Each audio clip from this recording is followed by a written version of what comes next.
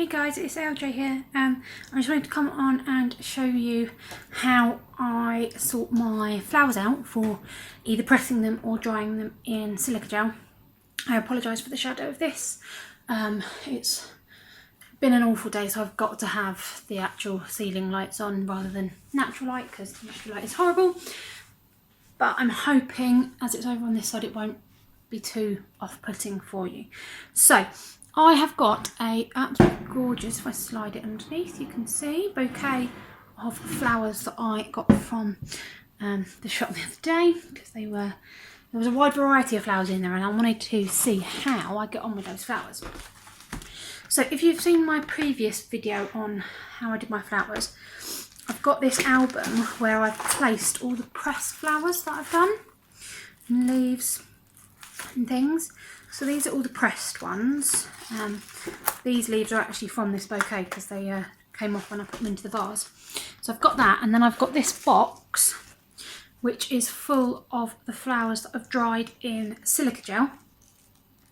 And these are more, they're dry but they're more 3D, they haven't been pressed. So I've got my hydrangea, take the leaf off, which was actually dried with cat litter, but I found that it makes it really fragile when I did it, so I'm not going to use cat litter anymore. I thought it was worth try it. If it works, it works. I've got some of these leaves which I didn't dry, but they came with my Halloween bouquet and they were spray painted black, and they're so dry they actually break off themselves, so I want to try those in some resin at some point. Just got some leaves that I've picked out from the local trees because it's gorgeous autumn colours. I've got a smaller portion of the hydrangea. I really hope it's a hydrangea. See, now this was one that was dried in cat litter as well, I think, and that has not worked very well, so we'll get rid of that one. I've got this gorgeous leaf, and then I've got these slightly more fragile flowers. These were dried with silica gel, but I think I left them in there slightly too long because they were already on the verge of dying when I pressed them. I mean, this one is very, very fragile. So I'm going to have another go again today at drawing some more vibrant, more lifelike flowers, because these were I decided to do it and I didn't get the silica gel early enough. It was my fault, I didn't order it. So these were sort of already on their way out when I put them in the silica gel. But this silica gel, I left them in there for 3 days, and as you can see, some of them are a little bit worse for wear because of it. But I have read that you can do silica gel in the microwave. So I've got two things. I've got my micro fleur, which is a press in the microwave. I've got the small one, the 5-inch one. They do a 9-inch one as well. So I've got that. So I'm going to press some of these, and then others I'm going to use the silica gel, and we're going to try it in the microwave because I've heard that you can use silica gel in the microwave. So this is the silica gel that I've got. Flower drying, great for preserving all of these things. This is a, I'd say 500 gram bag, 1.5 pounds, so not 500 grams at all. I knew there was a 5 in it. That's my excuse anyway. So I'm going to have a look at some of these flowers, and I want to try the roses in the silica gel, and then the others I want to do some pressing and some silica gel just to see. Now, I did say in my last video that I felt like Morticia Adams, and you'll see why in a second, because I am going to start with this rose. So if I get this rose out of my bouquet, I'm going to take off some of these leaves, because if they're nice enough as a sprig, I might use them in my press and dry them. So if we take them off carefully, then I can use those if I need to. I'm going to trim this down. Now let's see if my secateurs are going to work today. Trim it down as close to as I can. And I've read that you should try and thin them out. But I don't really want to. What I'm just going to do is I'm just going to open it very gently, using my thumbs to just sort of open the petals up ever so slightly, very gently, just so we can get into the centre, just so we can get in there, just like that. And then where I'm drying this out, I'm hoping that it will dry really nicely. So I'm going to do the same with this one, and this time, because you know, I do feel like Morticia Adams cutting the top off of roses. I feel like I should. I don't have a Gomez currently. I have a black cat. I don't know if a black cat counts as Gomez. And turn to my black cat and say, "Don't torture yourself, darling. That's my job."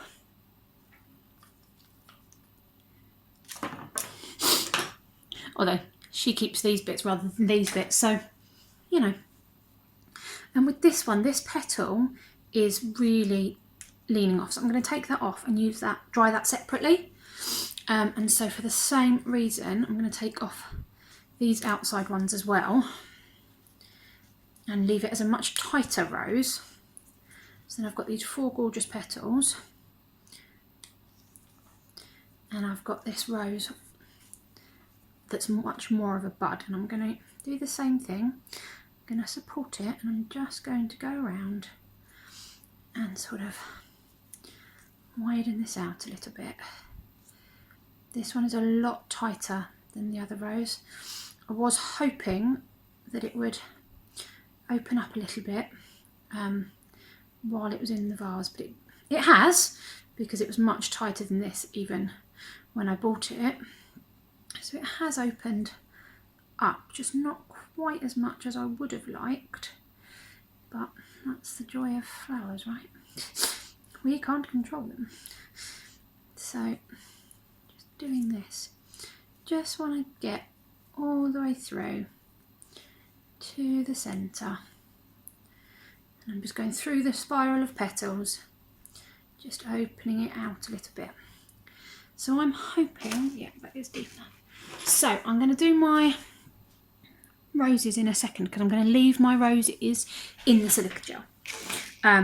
What I want to do is, I've got some other flowers which I'm going to press. I'll do those in a second, but I've got this bunch. Do you know, I don't know what this flower is called. Someone please let me know at the bottom. I love the colour combination on it, and this has got some really fabulous shaped leaves.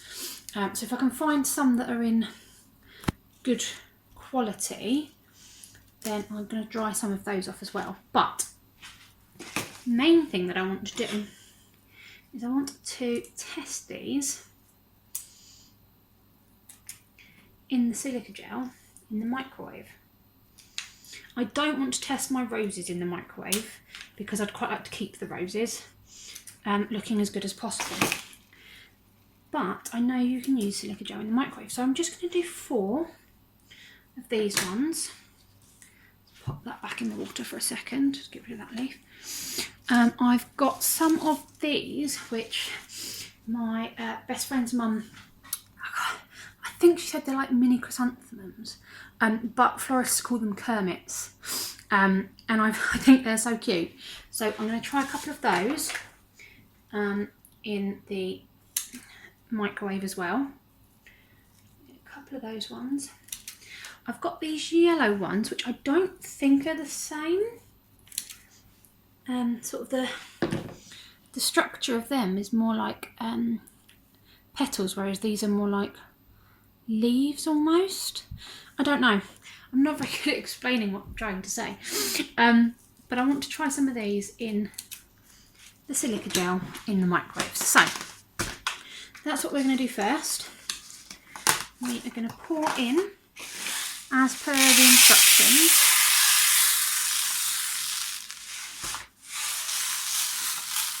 a layer on the bottom. And thankfully, having watched a couple of videos on this, I knew that I needed a smaller pot, because you have to have the layer underneath and on top. And then there's differing ways to do it. Some people put it face down, push it in, and pour the other silica gel on top. And other people suggest doing it this way and pouring the silica gel on top. So we're going to do a little test. Doing it both ways. Apologies for the beat. So I'm going to put this in gently around the side of this one.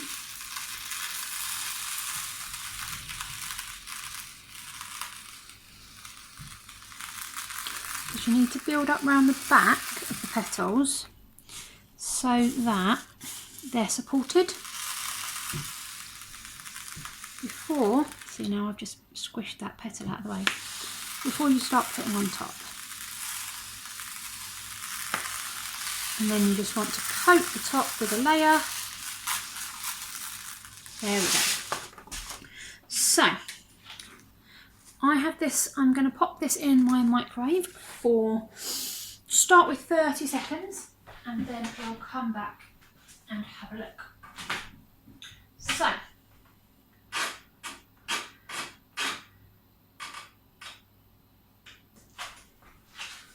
while that is going, I'm going to set up my petals from my rose in here, and I'm tempted to take a couple of these petals off as well. I think I will do, just because it's such a lovely colour. And that's a bit of a broken one.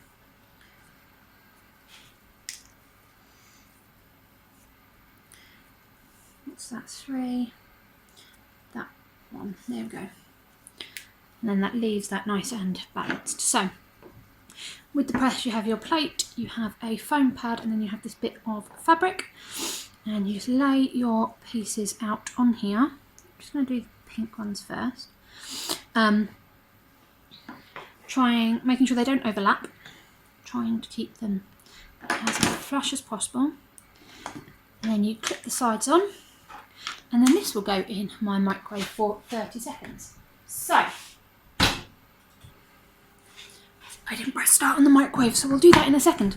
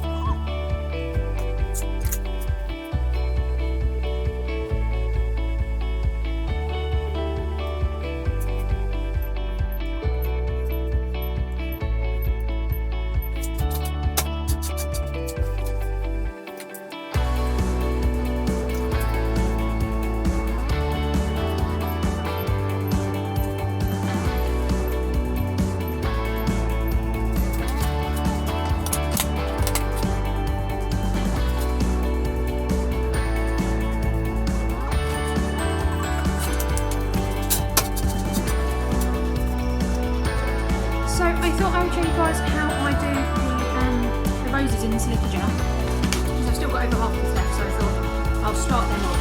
I'm not putting them in the microwave, but I don't know if it destroyed those flowers because they were too delicate, or if it destroyed those flowers because I did it for too long, or whichever. I'm not doing that for the roses. The roses I'm just going to put in, and I'm going to just use the silica gel, and I'm going to leave them for 2 days, come back and take a look, and then carry on like that. So again, I'm going to fill in around them first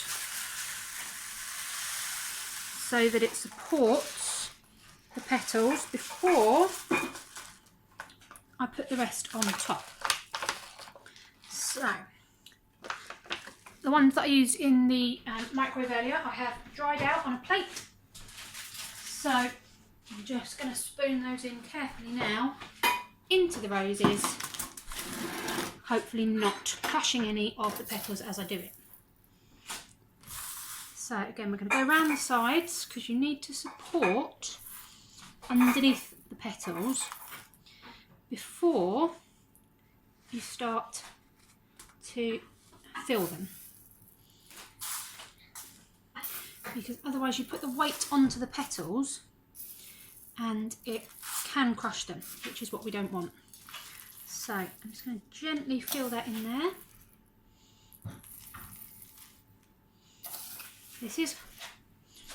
I do worry that because this is beads rather than granules, that is the reason that it is sort of starting to damage the petals, but I don't know. It could just be that actually my microwave is too powerful, or I had it on the wrong setting, or yeah, there could be a whole number of reasons. So that's the entire point of doing this, is to explore and find out with just some bog standard flowers, should I say, rather than a special set of flowers like a bouquet or such. So yes, it's a learning curve, and what I'll do with these is I will take these out. I won't do it tomorrow, I'll do it in 2 days and have a look at them, and then see whether they need to go in for any longer or whether they are drying out themselves anyway. Now that I've pretty much got the roses covered, I am going to stick in some of these smaller ones. So I've got a couple of the Kermits. I love that that's what they're called. I think that's a brilliant name for them. And a couple of the yellow ones, which I'm going to pop in the centre there.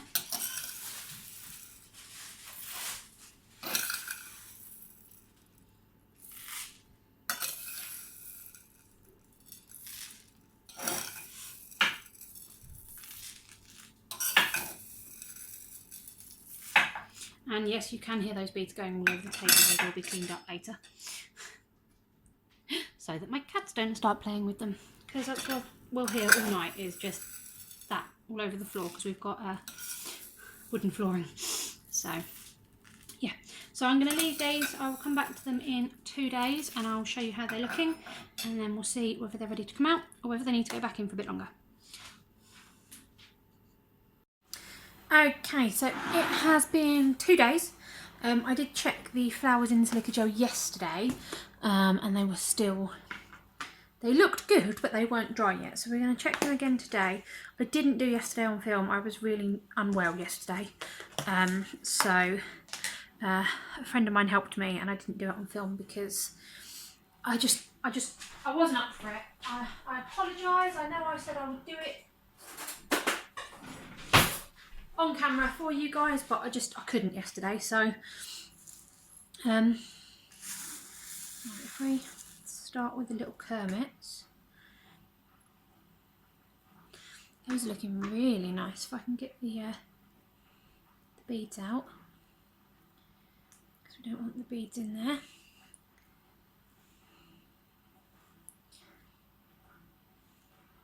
That is really nice now.